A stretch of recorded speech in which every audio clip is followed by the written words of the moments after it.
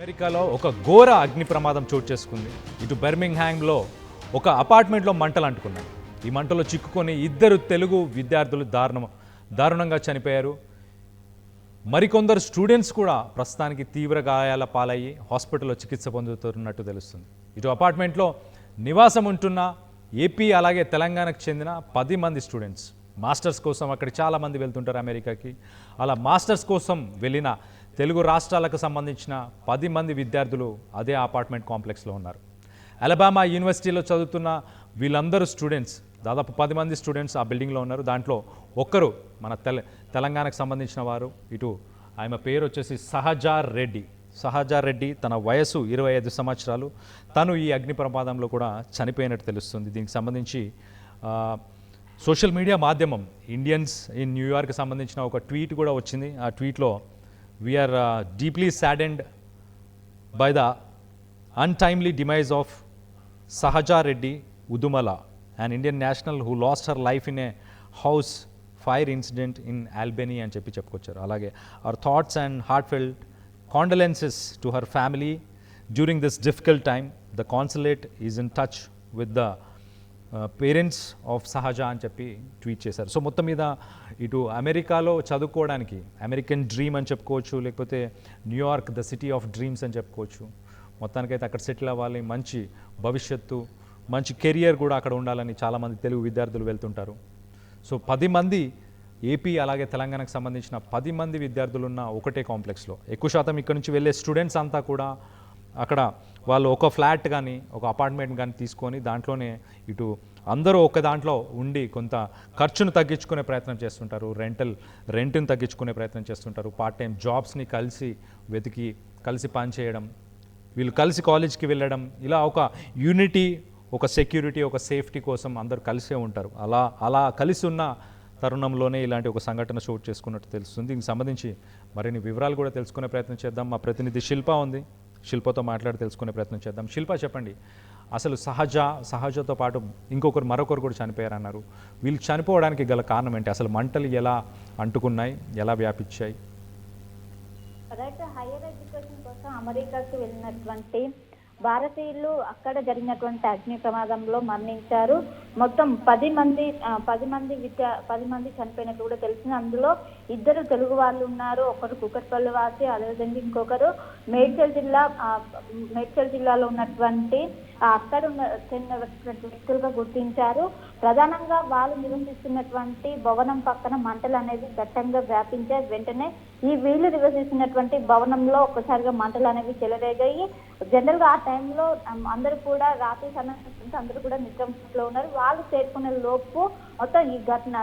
లోపు జరగాల్సినటువంటి నష్టం జరిగిపోయింది.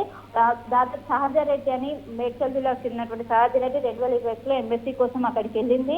అక్కడ చదువుతూ దాదాపు 4 సంవత్సరాలు గడుస్తుంది, తిరిగి పట్టా తీసుకొస్తుందంటూ కూడా వారి తల్లిదండ్రులు ఎంతో ఆశగా ఎదురు చూస్తున్న తరుణంలో ఈ ఘటన జరగడంతో వాళ్ళందరూ కూడా విషాదంలో చిక్కుకున్నారు. ఇంకోవైపు వాళ్ళకు సంబంధించినటువంటి మృతదేహాలు వెంటనే ఇటు ఇండియాకు పంపించాలంటూ కూడా వాళ్ళు డిమాండ్ చేస్తున్నారు. భారత ఎంబసీతో మాట్లాడి దీనిపైన వెంటనే పంపించేందుకు చర్యలు చేపట్టాలంటూ కూడా ఒకవైపు ఆవేదన వ్యక్తం చేస్తున్నారు. ఇంకోవైపు కుకట్పల్లిలో నివసిస్తున్నటువంటి ఒక అబ్బాయి అక్కడ చదువు కోసం వెళ్ళారు. ఆ అబ్బాయి కూడా ఇదే ఘటనలో మృతి చెందినట్లు కూడా తెలుస్తుంది. చాలా మంది కూడా గాయాలని వాళ్ళందరినీ కూడా హాస్పిటల్ తరలించి ప్రస్తుతం అయితే చికిత్స అందిస్తున్నారు. కానీ భారతీయులు మొత్తం కూడా ఏదైతే మంటలు వ్యాపించినటువంటి భవనం పక్కన ఎక్కువగా ఇక్కడ నుండి భారతీయులు ఎక్కువ మంది వెళ్తారు. అక్కడ ఎక్కువ కూడా భారతీయులు, ఇటు తెలుగు వాళ్ళు ఎక్కువగా ఉంటారు. ఆ పక్కన ఉన్నటువంటి భవనంలో మంటలు వ్యాపించడం, అది కూడా రాత్రి పూట కావడంతో భారీ పెద్ద ఎత్తున ఎగిసిపడ్డాయి. అనంతరం ఇక్కడనే పక్కన బిల్డింగ్లకు వ్యాపించడంలో వాళ్ళందరూ కూడా ఆ సమయంలో నిద్రపోతుండడంతో వాళ్ళు తేరుకునే లోపు ఆ ఘటన అనేది జరిగిపోయింది. దీంతో తల్లిదండ్రులందరూ కూడా కన్నీరు మున్నీరు. ఎందుకంటే ఆ అమెరికాకు వాళ్ళ కళని సహకారం చేయడానికి పంపిస్తున్నారు. కానీ ఈ విధంగా తిరిగి రాని రోగాలకు వెళ్ళడంతో అందరూ కూడా శోకసంద్రంలో మునిగిపోయారు. ఇంకోవైపు భారత ఎంబసీ దీనిపైన దిగ్భ్రాంతి వ్యక్తం చేసింది.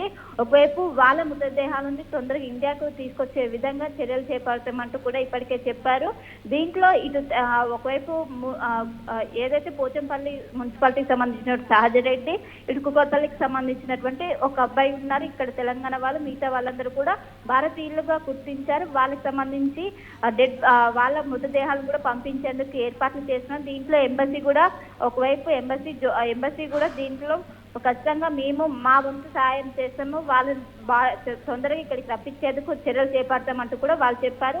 మొత్తం మీద ఇటు విషాద చేయాలనుకునే అందరూ కూడా ఈ విధంగా తిరిగి రాని రోగాలకు రాకపోవడంతో ఎవరు కూడా తీసుకోలేకుండా ప్రస్తుతం అయితే ఇప్పటికే ఒకవైపు వాళ్ళ మృతదేహాల కోసం ప్రస్తుతం కుటుంబ సభ్యులైతే ఎదురు చూస్తున్నారు. Right Shilpa, thanks for the latest update. మనం చూడొచ్చు విజువల్స్లో ఆ బిల్డింగ్ పరిసర ప్రాంతాల్లో పక్కనే ఉన్న అపార్ట్మెంట్స్, పక్కనే ఉన్న భవనాల్లో మంటలు చెలరేగాయి.